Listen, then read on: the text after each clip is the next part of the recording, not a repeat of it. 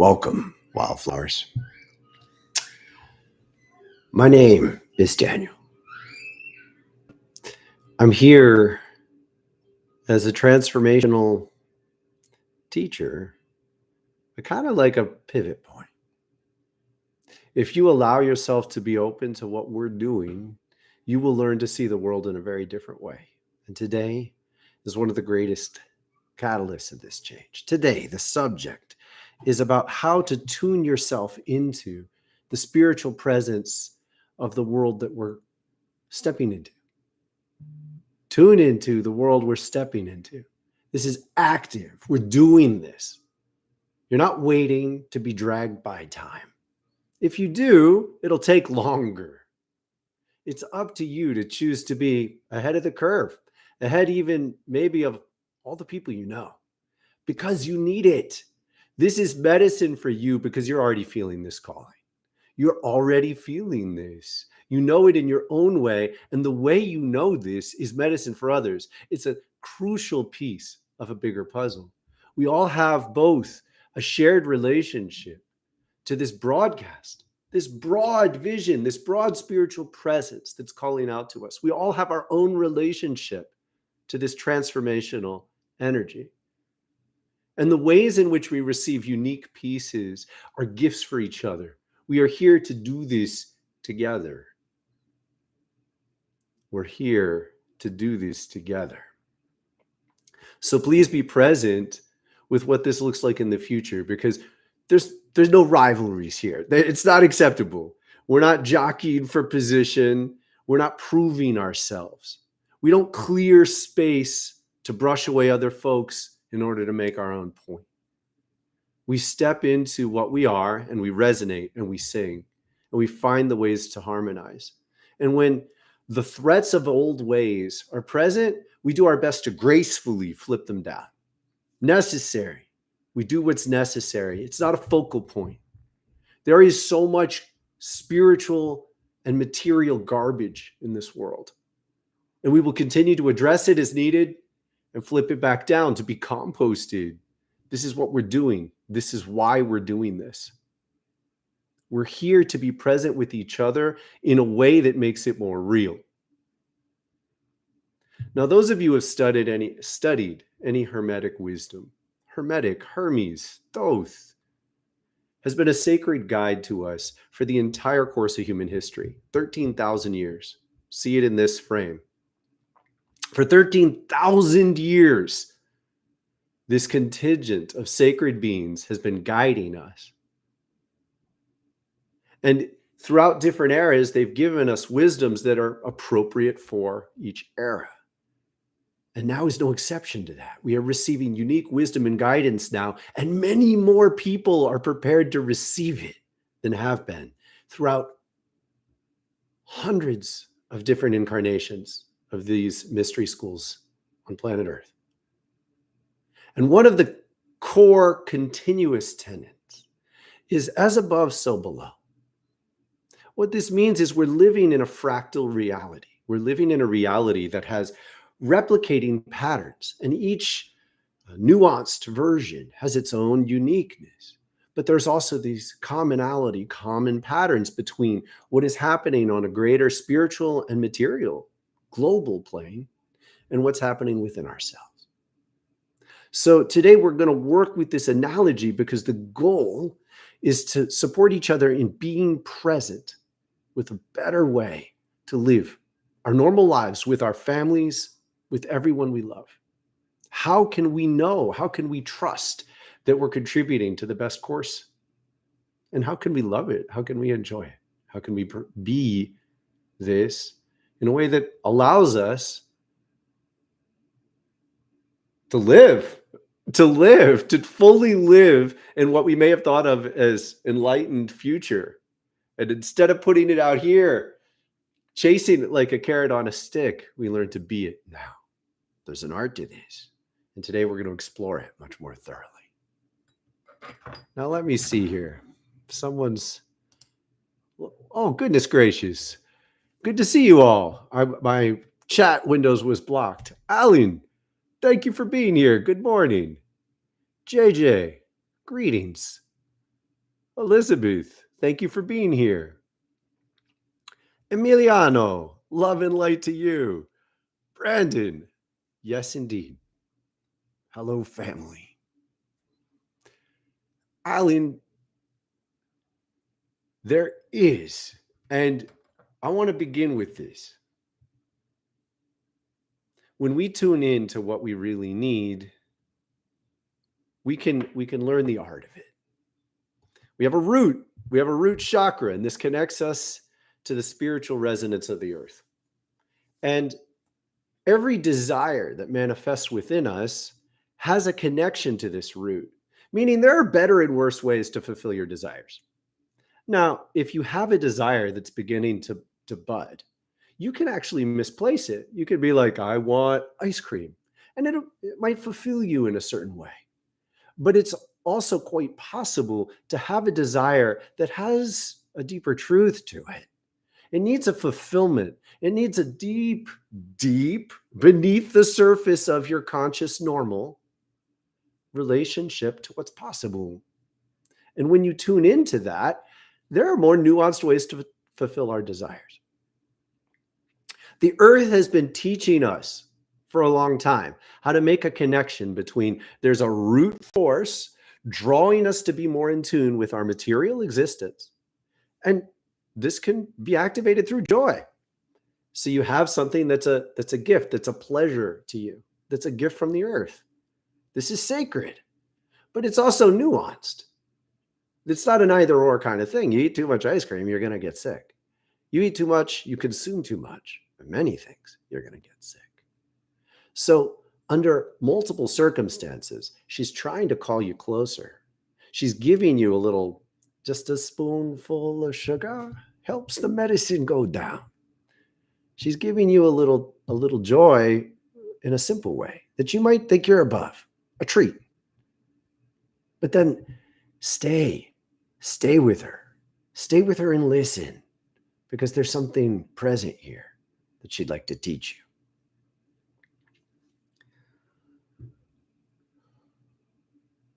When you are not well in your body, you can tune in to the spiritual presence of health.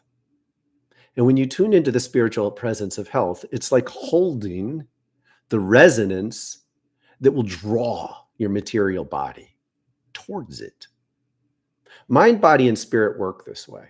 Now, I had a little tiff with somebody who was upset about this in the comment section last week. And I want you to be present. People try to prioritize mind, body, or spirit. Don't. People get in touch with how powerful your mind is, and then they're like, it's all mind. Chill. Just chill. You're here on earth. Be here. Okay? People need to stop abstracting and thinking in relationship to as if you're not here. You're here. So be here. And when you're here, you have this relationship between mind, body, and spirit.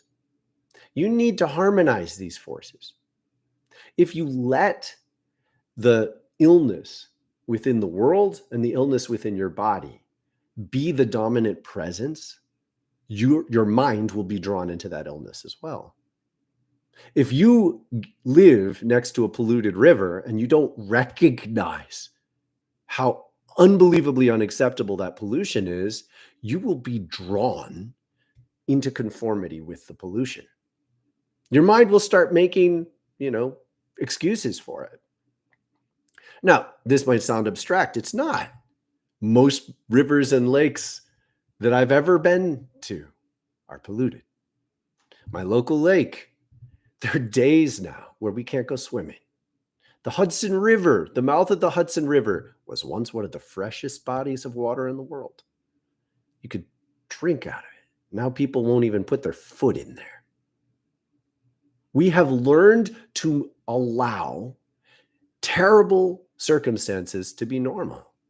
And one of the first steps we need to take to change this is to stop allowing unbelievable sickness to masquerade as normal. Now, this is one of the most dramatic steps you can take, and most of you are probably already taking it. You look around in the world and you see the sickness. You see it in the faces of the people you walk by. You know it in the resonance of the people you love. and you pick up on how unacceptable it is the way humanity lives on the planet. But it hurts in a different way. When you bring this awareness into consciousness, you have to live right now with the emotional awareness. It's full conscious, and it's devastating. And there are lots of reasons to retreat from this awareness. I want you to appreciate the consequences, and I want it to scare you a little, because the consequence of numbing yourself to the truth is that your mind starts to conform. So your mind starts to conform to a sick pattern. It's simple. You think of it as normal. It's okay. It's normal that I have to check to see if it's okay to go swimming today because the harmful algae blooms. Well, this is not normal. The only reasons those algae are blooming is because there's so much fertilizer in the water and there's so many pesticides in the water. The pesticides killed all the native plants. What survived was often invasive species or mutated species that could overcome the pesticides. So pesticide overcoming plants survived, and then there's all sorts of fertilizer in the water, so they get fed. So this stuff thrives, and it's toxic. Not to mention the presence of chemicals intended to kill. An unbelievably short-sighted way to produce agriculture. So to normalize this has consequences across the board. It's not just about this issue. It means your mind has accepted a false foundation. Now everything you think about is sick. I'm sorry, but it's true already. So knowing it is crucial. Your mind stays sick when you accept sick things as normal. There's nowhere for it to go. There's nowhere for it to go. Did you all ever read The Cat in the Hat Comes Back? I love this book. The cat comes back. I don't know if you read The Cat in the Hat. The cat comes back. He takes a bath. He leaves a pink stain in the bath. The kids freak out. Oh, I can't believe you did this. Their parents are away. So he cleans up the pink stain with the dress. Then the dress is pink. The bath is clean, but the dress is pink. Oh, they're freaking out. The dress is pink. Oh, don't worry. He cleans that up on the wall. Now the wall is pink. The dress is clean, but the wall is pink. Every time he tries to reconcile the problem by just moving it, it actually gets a little worse and it spreads. And by near the end of the book, everything's covered in the mess. This is what lies do. When there is a factual, terrible problem within a mile of me, there's a polluted lake there. If I accept it as normal, if I accept that as normal, I'm trying to use my mind to paint a picture. I'm pointing towards the lake. I'm trying to use my mind to paint a picture of normal over something that's sick. Once I've done that, the sickness is still present. Now I'm doing what's called displacing. Now it's going to start rearing in other ways. My subconscious spiritual awareness that something is wrong over there is going to start showing itself in other ways. And it will undermine my ability to make normal choices. So what do? Distract myself? Probably. This is what most people are doing in my culture and community. So too much, too much, too much, too much, too much, too much, too much, too much, because you're distracting yourself. You're running away from something underneath it all. When we say, show me the real, show me what's real, make me be present with what is actually true, and maintain it, maintain the willingness to stare at the truth, then we have to wake up every day and know that lake's sick over there. But I knew already. It was already affecting me. I wasn't actually able to block that out. I was able to block it out of my conscious mind, but I can't make it not be true any more than you can make it not be true that the people around you are likely suffering quite a lot. You see it, right? You see it. You see it in their faces. You recognize maybe even a smell sometimes. There's sickness around you. There's sickness around most of us. I have not been introduced to a community that is full of health in my life. I haven't done enough global traveling, and I hope to. But I have not seen. I've wandered all over my country, the United States. Everywhere I go, a lot is anesthetized. There's a lot of bleach is used, but there's sickness everywhere. People are suffering constantly, and people are covering it up. They're looking at abnormal sick situations and they're trying to say, no, no, no, that's okay. And once they've said that fundamental things are okay that aren't, it just ripples. And it spreads. It actually spreads. We activate worse problems by allowing ourselves to believe that certain things are okay when they're not. Now, from this perspective, a lot makes more sense. First of all, right now we're living in a world where a ton of things are really wrong and we wrestle with it. We struggle with it. We have to explain it. We have to argue about it, even in our own heads. 20 years, 30 years, it'll be utterly obvious. First of all, be present with the easiest one. This is easy, okay? This is really easy. It is utterly absurd to want lots and lots of material wealth. Totally stupid. It doesn't make any sense. It's very draining and paranoid. Once you have a lot of wealth, you have a lot of things to worry about. A lot more to worry about. And the worry has to be fed. And so there's this sort of paranoid consumption model, which I like to call the more monster. And currently we are led by more monsters. The head of most major organizations in the world is a more monster. They are, I don't even know what words that I will let myself use. They have manners in most cases. They know how to talk to each other. They know how to smirk. They know how to restrain themselves. Oh, they had to know how to restrain themselves, but they're still a more monster. In 30 years, we will not be led by more monsters. And make no mistake, the only reason we're led by more monsters is because too many people want to be more monsters. It's painful to admit. But the only reason people play the lottery is because they all wish they were winning the lottery. The people at the top of most of the major corporate hierarchies, they're just winning a game that most other people wish they could win. And you wish it naively. It's naive to think you want that. It's not what you really want. When you stop to tune in to what we really are, your needs look a lot different. Now, it might sound abstract. I know it did to me when I was young. When I was in my early 20s and I was getting started, it's like, oh, yeah, I want to be a good person. You know, all I need is a simple life, but I really want to win. The draw of that comes from one place alone: the desire to avoid the pain. The pain is in the lake.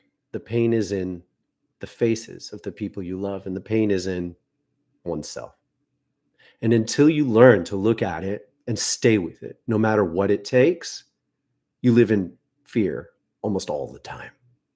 An ongoing paranoia that necessitates avoidance, distraction, consumption, more information, more food, more drug, more company talking about focusing on things that don't matter.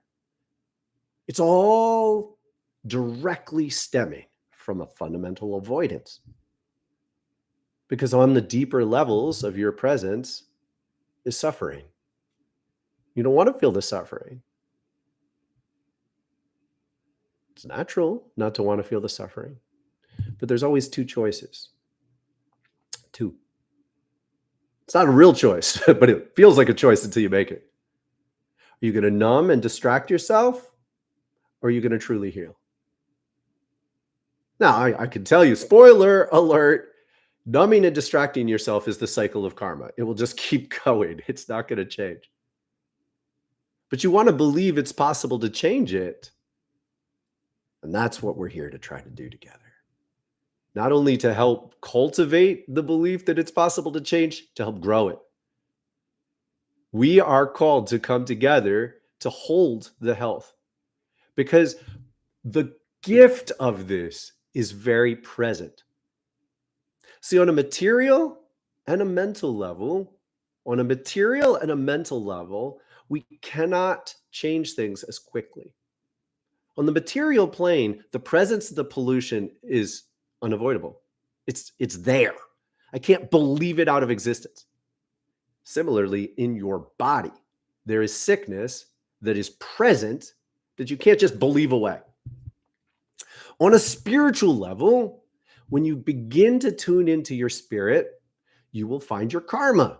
You will find the presence of all your wounds, your lost dreams, anything that's essentially baggage that you have not reconciled. This is a profound reason not to tune in. Well, yeah, I thought I wanted to be spiritual, but that hurts. No. I'd rather watch Game of Thrones, right?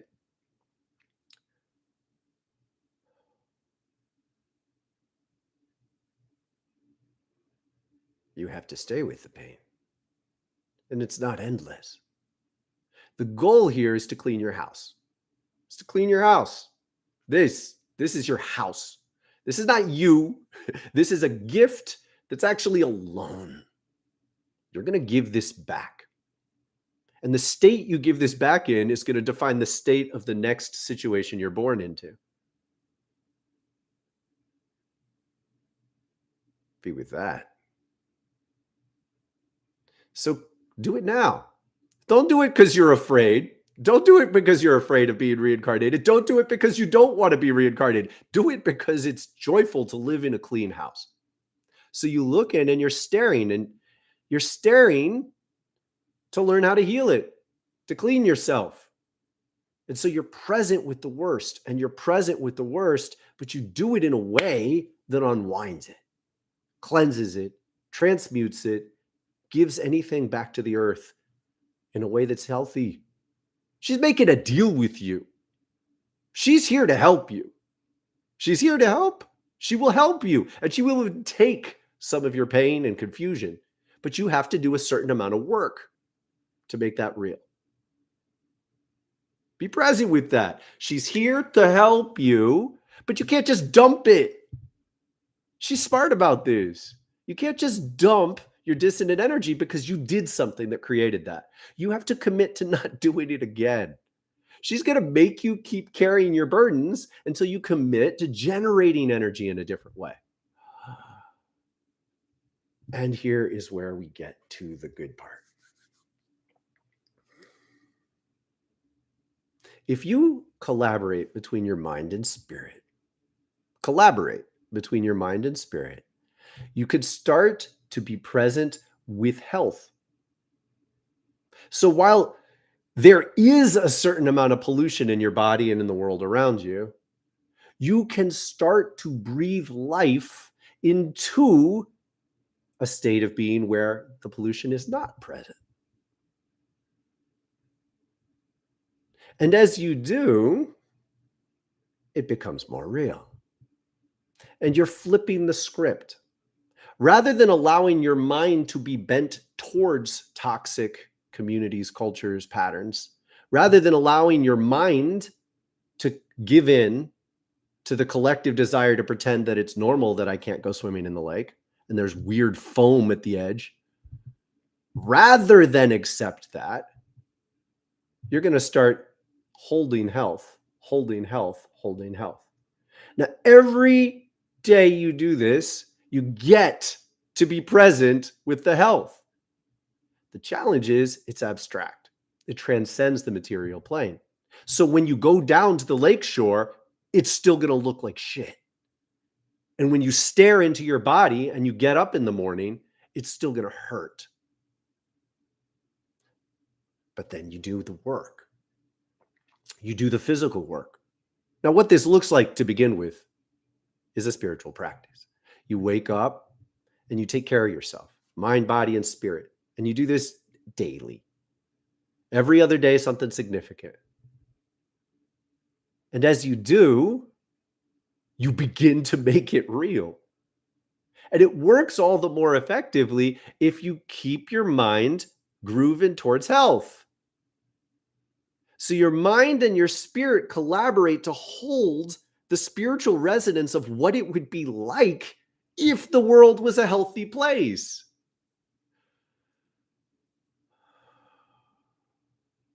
That's what we're doing. So I'm going to say hi again, and then we're going to go on a little bit of a tear. It's going to be fun. Brandon. Indeed. Ma'at doesn't, well, I'm cautious about laughing with her. She has a way of going for the biggest challenges right away. Tom, thank you for being here.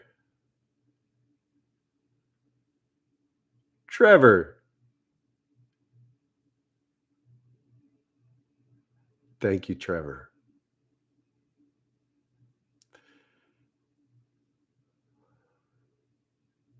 Sarah, thank you for being here. Guys, we've got a community. Wildflower Sanctuary. Check it out on the website. There's so much happening, and we're deepening this with each other. The goal here is to take over, to take back the world. And we're set for a challenge that it's awesome. It's really, really cool. Because here's the deal. It's already ours. This is our job. And the transition that we can go through right now is stop using enemies. I'm not here to tell you that the corporate CEOs are these big, awful things, because that defies the basic laws of spiritual creation. You don't want to start your journey by articulating yourself against something very unhealthy. When you do that, you're generating what you're fighting. And then you're fighting it. Maybe you'll win, maybe you'll lose, who knows? But then you regenerate what you're fighting because you create yourself. You define yourself in relation as a negation to something that exists. Now, what we do is we stay focused on what's possible. We stay focused on what's hopeful, and then we deal with the pollution as it comes up. So this is what it looks like. We're going to stop demonizing things. Demonize means you see through your own eyes as if there's demons everywhere. Now, look, there are, but we don't want to live like that all the time. We want to live consciously with an awareness and a presence that continues to generate health. And then we want to deal with whatever challenges come up as gracefully as we can, with only as much attention as is necessary. So you work for Amazon, let's say. Amazon will become like vessels of sacred nectar delivering around the world necessary, bountiful gifts. It will do so with increasing grace and care. They will do so with increasing curiosity and inspiration. The packaging will be not only compostable, but full of seeds that are relevant to be planted in the regions that they're delivered to. Embedded in the cardboard, along with some fertilizer that actually happens to be organic. Plastics, same thing. May it be so. Bankers, keenly aware of financial abundance and limitations, aiming for exactly the kinds of investments that are transcendent. Guiding society to unify what we call nonprofit and for-profit entities so that every entity that seeks to make money in a way that's good for the world and the planet and our interconnected communities gets funding, gets support. Teaches the people who come there how to be more effective at what they're doing, how to be restrained, how to use incredible timing in their investments. Investors, venture capitalists who exist to comb the world for people with great ideas that will be both profitable, ecologically responsible, and socially transformational. Gets them support, gets them money, works with their buddy, the banker, that helps hold it and then even invest it. Chefs, conscious that as they cook, Their love is going into the food. Conscious that people are coming into their restaurants with pain, with confusion, with a lack of self-care and self-love. And they feel the energy as it enters the room. They can recognize when each new person enters the space. And it's a spice of sorts. And they say, we're going to need a little more of this to respond to that. They learn from herbalists the power of the sacred medicines in the spices that they use. And they shift with the weather of the day. A de-emphasis on have whatever you want all the time, and a focus on what's fresh, what's natural, what's good. More respect as you go to a restaurant as a place of medicine. You eat your medicines. You go to the restaurant as a space of medicine, knowing that when you participate in a bountiful harvest of one crop and de-emphasize eating something that, maybe your head wants it, but it's not abundant now. So you calm it down. If something's not there, you don't demand it. It's not wealthy to get someone to fly something from Chile just because you have a bug in your head. You feel the sacredness of knowing what's fresh, what's natural, what's abundant. And you appreciate that more than fulfilling the mental connection between what you think your taste is and the stress you're experiencing today. Chefs like doctors. Dogs. Dogs. Dogs are conscious. They talk to you. They're already talking to you. They're already consuming things you don't want and protecting you from things you don't want. They're helping you to transmute your aggressions before they reach the rest of the world. It's humbling. It's humbling to realize how present they are. They watch you, they're conscious of you, and they send you visual messages. This is the most common way dogs and cats try to communicate with you at first. They send you visual messages. So start to pay attention to when your presence is separate and absent from them, because they can teach you a lot about the world that you don't know how to recognize. But once you acknowledge that they're real, then you're going to start having to acknowledge that other animals are conscious and real too. It's challenging.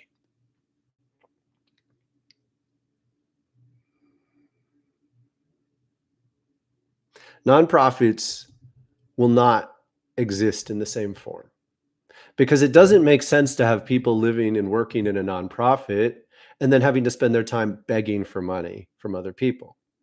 I once lived with a man who worked for a nonprofit, like money raising phone bank system. So they would call to request money for really good causes, forest protectors. And he came to me depressed one night and he said, 70% of the money he was raising goes to pay his own salary. It's so inefficient to have a society designed around this for-profit, nonprofit for two reasons. One, the nonprofit people are just out there begging for money. Two, they can't maintain their integrity because they're asking for money from anyone. Well, you don't want to ask for money for anyone. You want to ask for money from sources that are healthy. You want happy money. You don't want to get money from a source that's deeply polluting. Now, look, I'd rather they give me the money than someone else the money, but I want both. I want money to be flowing through systems that are deeply conscious. And we have far more influence over this than we think through how we perceive. Just through how we perceive.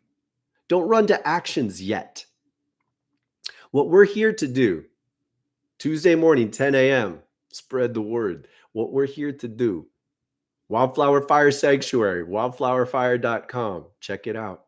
What we're here to do is to ground a way of seeing. Because from this way of seeing, we have disdain for people who pollute. We don't hate them. We don't go into victim. We are well aware that I can't get in the way. I can't stop that truck any more than I can stop the trucks that are cutting all these trees. I won't give up on this. I'm sorry. I know it's painful to have to wake up to the things that suck, but it is absurd that we cut all the trees in our towns and cities to conform to this place the wires exist, rather than move the wires. They can make pipes and put them under the roads. They can make panels that lift up, that are actually solar panels on the road that lifts up, houses the wires. But we just haven't been committed enough. We'd rather torture every tree in the community, many of which die. They die, they get sick and die because they are cut back so recklessly. Do you really think it's good for a tree to be cut back in these ripped, angular shapes? The reason I'm stressing this is because you suffer every time that happens. You suffer. You do. It affects you. It affects you when that happens. It hurts you already. Numbing yourself to that is not good. It's not good. So we have to move through this, holding space to realize all the different things that are wrong and do it somewhat stoically. I don't want you to be wrecked. So many people wake up to what's wrong and they just get wrecked. People are waking up, literally waking up. People are waking up. But it's so torturous to stay awake that we get decision fatigue. We freak out. How could I buy? I can't buy this or this or this because it's got this in it. And I can't do this because it's got this in it. I can't do this. It's torturous. Of course you want to numb yourself. We have to help each other navigate through these choices because we're living in a world full of damage. You can't go numb. You have to learn. There are paths through. There are hopeful, beautiful, joyful paths through. And it really and truly starts with cleansing yourself. You cleanse yourself. You take care of yourself much better. Not just a little better, much better. You take care of yourself much better. And you're tuned. You're tuned to health. Thank you. Thank you so much, Tom. I appreciate your donations. I appreciate your presence. I appreciate your consideration of joining our community. If you want to, you can do so as a regular donation. I think you'll want to participate once you see what we're doing. When you tune into health within yourself, you have to walk out into the world and honor the pains that are there. But you don't have to suffer through it all. You have to align your mind to the truth and find a way to keep the fire burning. And you're learning to step. You're learning to step with care.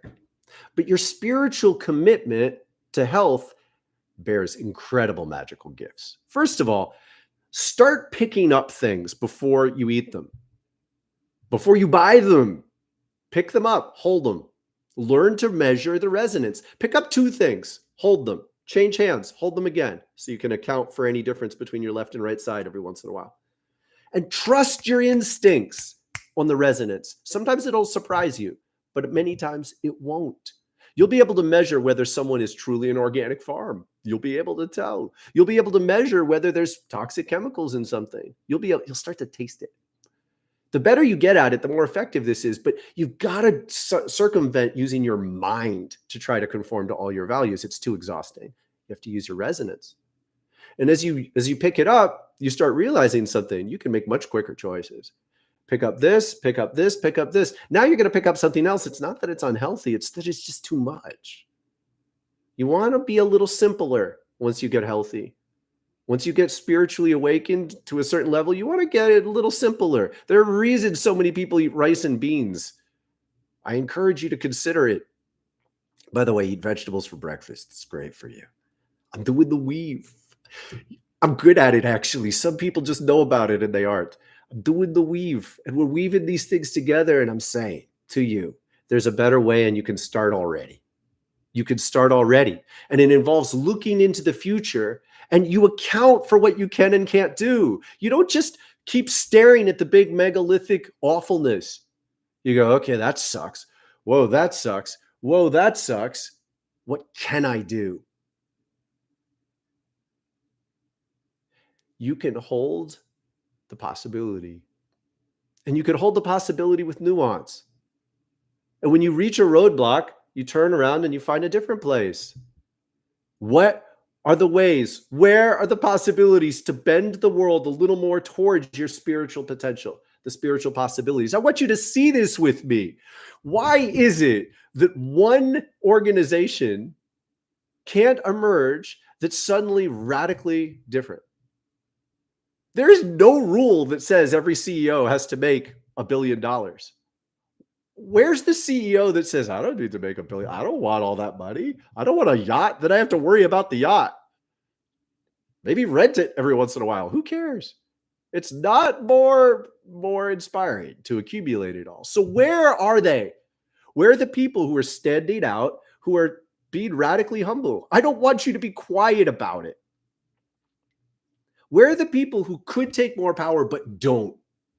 Where are the organizations that they're making a good product? We like it. We want it. I mean, this is an incredible wool shirt. I love it.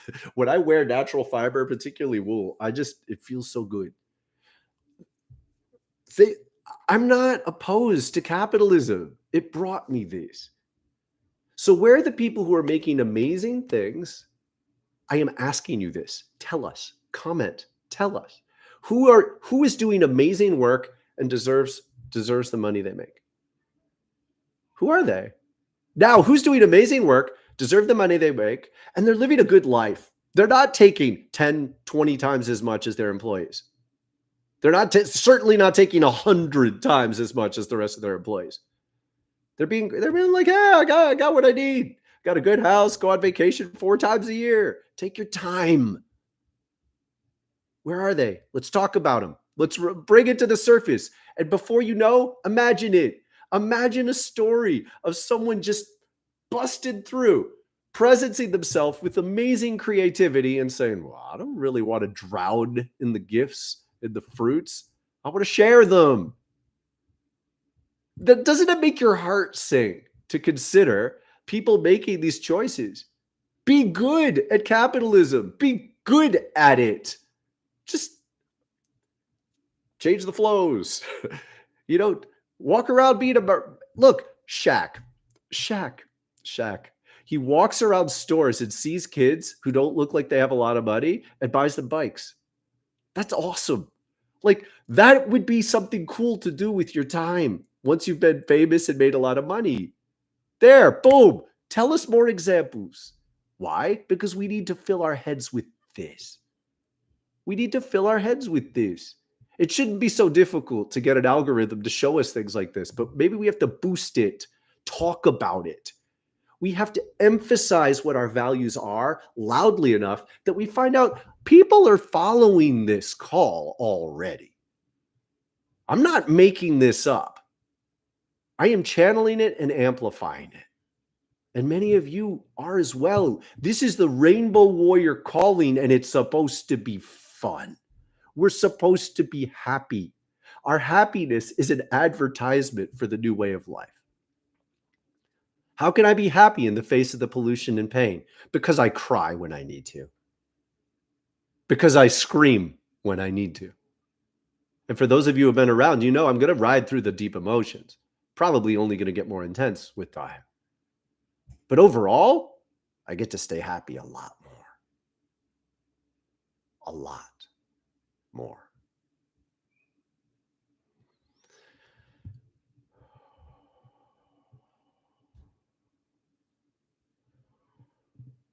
All right. That's the bulk of where I've been going. Please throw out some questions if you have them. I'm going to take a couple breaths. I do have some other things on my mind that might pop through.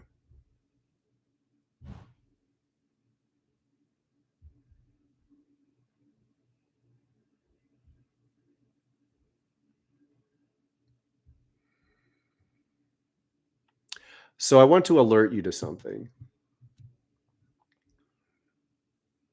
There's a presence in the world of, you could call it a demon. It's not like there is something else that would be a demon, but the point here is not to over dramatize it. Let's just call it a sick cloud. And this sick cloud encourages people who are not well not to heal. This sick cloud calls people not to heal and instead to hurt someone else. So when a wide range of folks get hurt particularly when they're young, they bear this vulnerability. And until you grieve, until you feel your full range of feelings, it's going to live with you. But there is a sick cloud that encourages people to never heal that, and instead to use it as leverage to hurt other people. So as soon as their vulnerability comes up, they're going to lash out and try to dominate someone at best. So a lot of these folks are leaders. They certainly posture as leaders, right? Play like alpha bros. So they get women to give them sexuality when they're in pain. They get to feel strong. They look like they're winning to other men who feel weak when they're in pain. None of them, however, are facing their pain. I want you to be conscious of this, and I want you to say no to it, and I want you to say no to it again.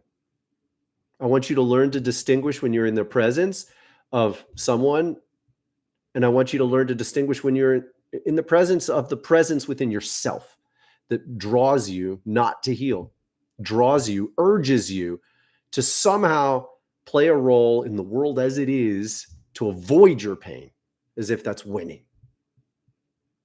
I want you to be conscious of this, and I want you to be a stand to say no to it. That's enough. Okay. There's another theme.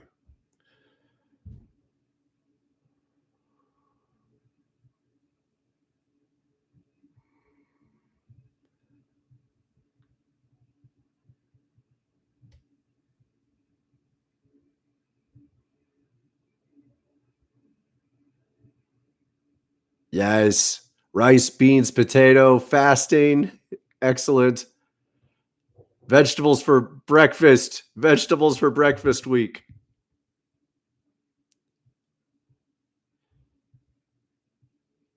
Okay. So, doing all these things that are supposed to be healthy, and it still feels dark. How do we spark more joy? First of all, there's probably a way you're saying no to joy that works.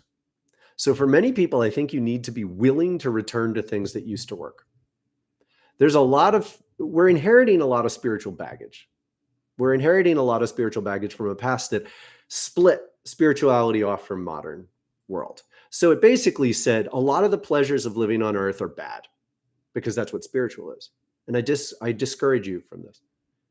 Moderate sex, drugs, and rock and roll, good for you.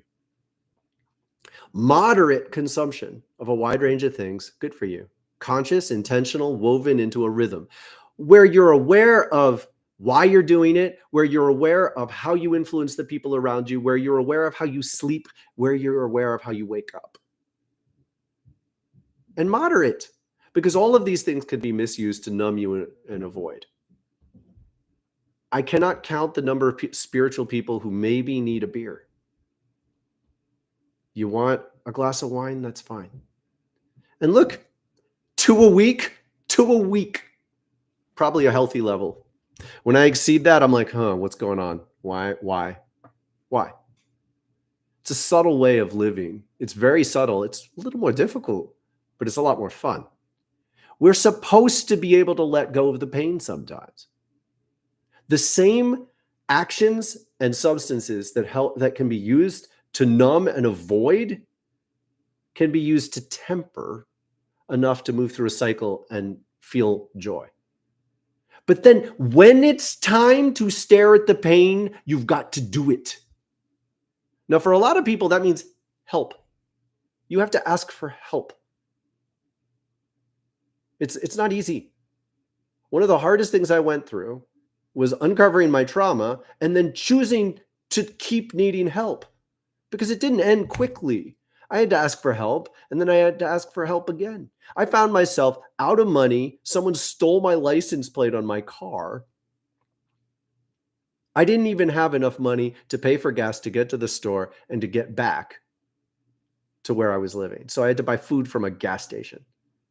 And I remember using my last amount of food, and I bought junk food. But I wasn't ready to ask for help. I was too stubborn to ask for help. Now, look, when you ask for help, you could ask the wrong people. If you ask the wrong people, you're going to have trouble. So you have a natural instinct not to ask for help from the wrong people. You do. Good for you. We can help you. Now, first of all, if you're bringing your trauma to me, you're going to pay me in one way or another. It's work. I'm not going to give you my time as it's not philanthropy. However, I care about you much more than I care about money. I just want to make sure you want to heal. So consider that, because everyone has a right to be able to be vulnerable when you need to be vulnerable. It's a right, and it's a fundamental need. And when you bring this vulnerability to the surface fully, you stop trying to avoid it and you say, I am willing to do whatever it takes.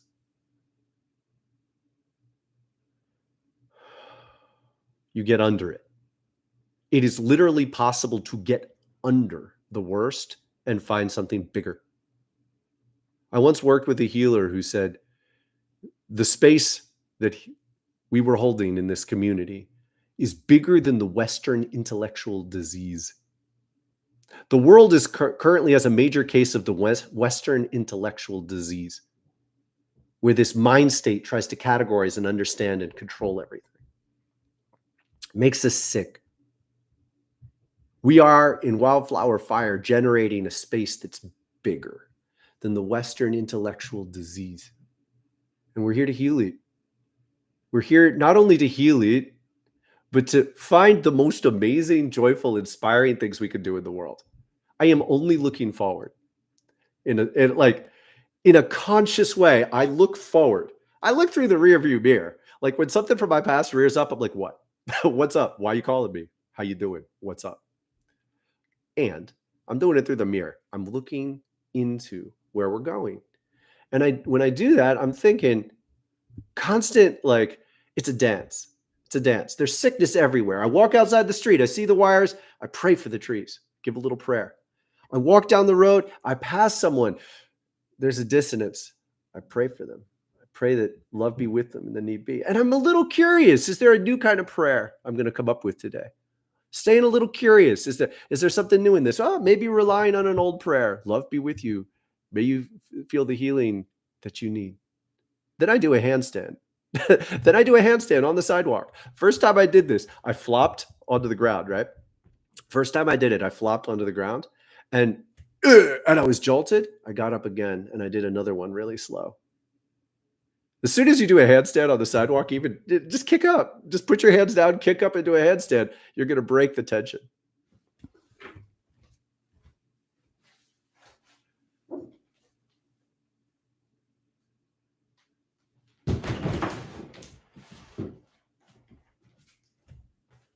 And once you break the tension, you'll feel better.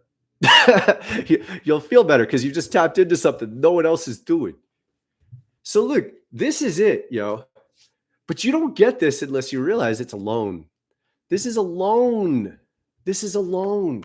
Treat it well. I did an hour of yoga yesterday. I felt good for the rest of the day. I went to bed feeling good. Treat it well.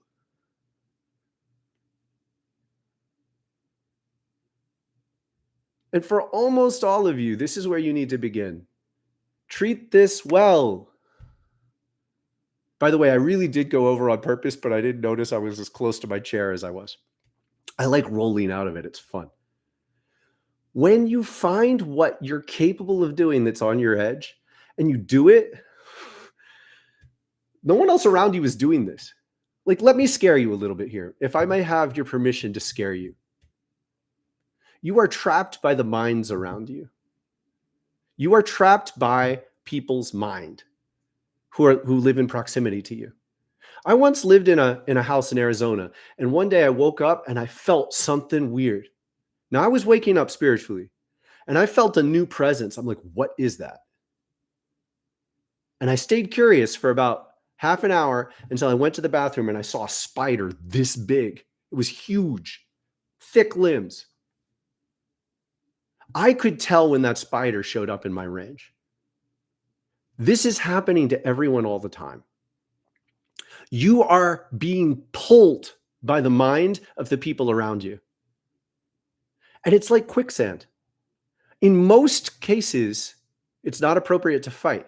You don't want to go, fuck you, I hate you, you're all scum. This is what a lot of people do. And it's legit. You want to assert that it's sick, but it's paranoid. it's more trouble than it's worth.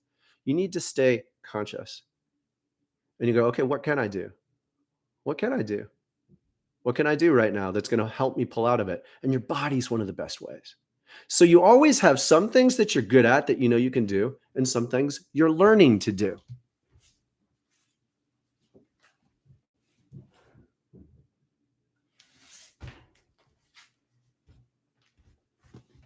I'm pushing for my full split, and I just keep weaving this in periodically. I didn't even want to stay longer than a breath, but I just did that. And it does a little jolt to my adrenaline in my body that puts me like, how many people within a mile of me just did that? Likely nobody just did that in the past 2 hours within a mile of me. I live in a city with 30,000 people. When you do things that give yourself a jolt like that, you help yourself know who you are. You're like, this is me. This is me. I'm not just, oh, I'm going to. He wakes up in the morning, brushes teeth, bite to eat, now he's rolling, never changes a thing. Weekend, the week begins. Break it. Break it. Don't drown in the normal. Don't. Find something you can do that helps you know yourself in the face of the world around you. And I really strongly encourage you to start with your body. Look, if you're in a wheelchair, you could do this. If you're in a wheelchair,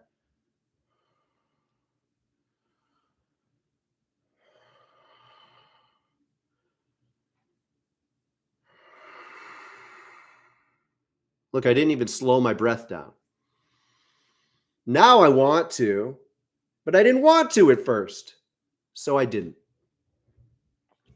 You start adding these things into your normal moments as a way of, it's like you're rowing your boat. You're helping to move yourself rather than just waiting for the world to move you. Because when you wake up to realize how much you're being dragged around by the vibes of the people around you, it's a little scary. I want you to be a little scared. But just enough, just like a little flavor to get yourself moving. Because when you have a bit more inspiration, you start making these connections. I feel the presence of a kind of numbing zombie-like energy. I'm going to do a handstand. Oh, you don't know how to do a handstand. I feel the presence of a zombie-like energy. I'm going to work on my handstand. Like, you could always work on it. There's always a step you could take to work on it. Always. A forward bend with your leg straight is a step towards a handstand. So you just make the connection and you start moving towards the world you want. And really, this is the most beautiful part. The gift is in the movement towards your goal. It's not in actually achieving the goal. When the goal comes, it's like, yeah, awesome. It's like confirmation. Abraham Hicks talks about this great. It's like when you get it, it's like confirmation. But really, the beauty is in moving it. You're going to take your worry and you're going to make a direct connection to something you can do. So when you feel the darkness all around, you need to use that as an inspiration to light within yourself. This is not a metaphor. This is real. When you feel like you're drowning in darkness, you have forgotten to keep your own light lit. That's what we're doing here. This is the first major thing Thoth taught me was the key ring. First major thing Thoth taught me was the key ring. Please check out the playlist, Chakras and the Key Ring. There's a series of videos in there. There's a half-hour one. It's red. I really encourage you to use it once a week. There's a 3-minute one. It's white. Really encourage you to be open to using it daily until you've memorized it. 3 weeks. Come on, you could do this. Memorize the key ring. It keeps your light lit. It's like a pilot light. Resparks your light in the face of the darkness. So you need to learn to make the mental connection. You see the pain, you see the trauma, you make the link, you light yourself up again. And you do it again, and you do it again. And it's fun. I love that I could just jump up and do handstands. It's great. And before I jumped up and did handstands, oh my God, guys, truly, really and truly, I was in Oakland once at night, and I was at a subway station, and there was a group of young men. And first glance, I was like, scary gang. And I'm like, I'm not moving. I'm just not going to move. But you know what I did? I shifted and I just stood like this. I just stood like that. And then I started to stretch gently side to side. They softened a lot, a lot. And they even started having to talk like they sounded like boys. I almost want to cry because they look so tough. They maybe had guns with them. They're like, hey, they're scared of us, right? You know they're scared of us. You think they're scared of us? The other guy's like, yeah, man, they're scared of us. But they sounded like boys who would be better off playing a computer game. And look, I can't prove it to you, but it really deeply felt like by springing into my natural ease, by opening my presence, I softened the space. You don't have to be amazing at yoga or acrobatics or whatever. You have to be fun within yourself. Feel the fun within your body. There's always something you can do. If you're in a wheelchair, you could do this, and it's fun. It feels good. Now, it leads naturally to wanting challenges. So I want challenges. And by following the fun, I get there in a way it's joyful. It's not to meet the challenge. It's the challenge catalyzes the joy to keep moving in me. So it doesn't matter. It's no absolute measure. It's not where are you in relation to others? It's where are you in relation to you? And I ask you this, where are you in relation to you? Are you where you want to be? Would you like to be somewhere a little deeper? This is what we're here for. There's a lot on wildflowerfire.com. There's a lot that we are creating together to bring all this to life. Most importantly is just the connection. We are gathering some really beautiful people here. You guys. And it's humbling. Read through the comments of the recent videos. How many gorgeous people are showing up. We need to help each other stay in this, you know? So many of us learned to keep our light bright and then maybe lose it and then bring it back to life. More in isolation. Now's the time to link up. We're needed.